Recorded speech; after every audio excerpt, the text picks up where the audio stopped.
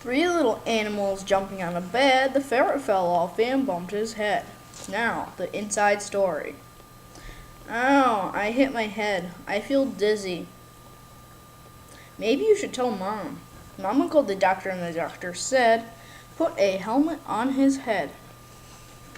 Two little animals skiing down the hill. The duck fell down and bumped his bill.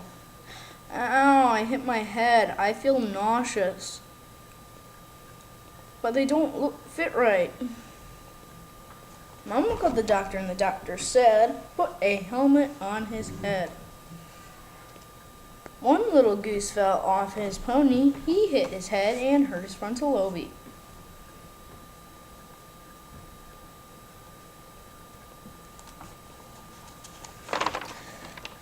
I'm just going to have to take you all to the doctor. How may I help you? My little animals keep hitting their heads. They are nauseous, sleepy, and dizzy. It sounds like they have the symptoms of a concussion.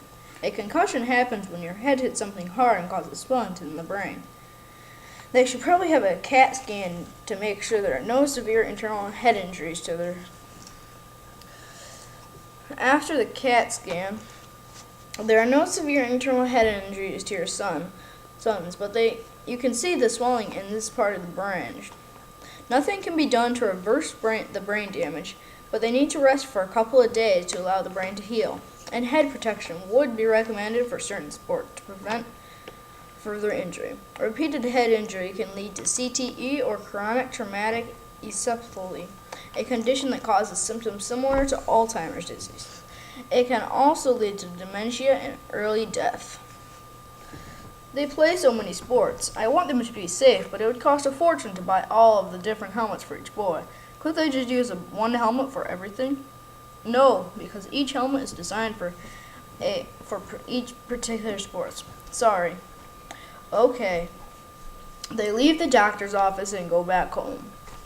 I can't believe they don't make a multi-sport helmet. Let's design a helmet so fewer helmets are needed, and it will save people money. That way all people can afford to be safe. First, I want to do some testing like Mythbusters.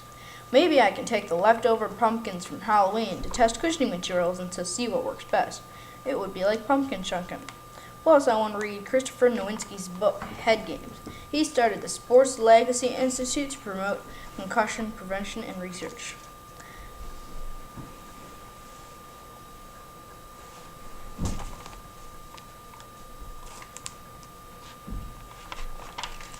I know there's a department at Wayne State University that researches and tests helmets to prevent concussions. I'll go see how they do it.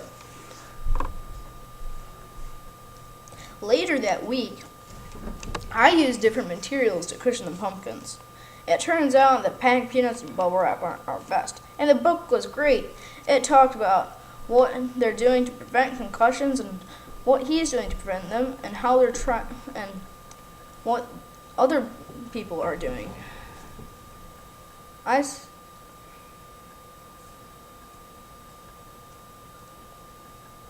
visited Dr. Burr and learned how they actually tested helmets. So let's see, we need to make it look good and fit well so people will actually want to wear it. Didn't you know that 48 don't wear bike helmets, and the last time I was sledding and skating I didn't see anyone wearing one.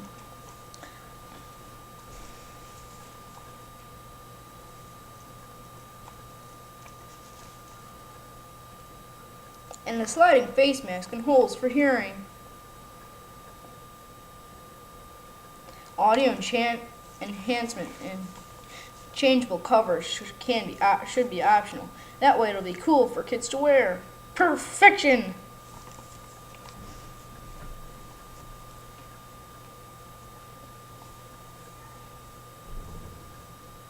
I bet we could sell them on eBay. We could be rich.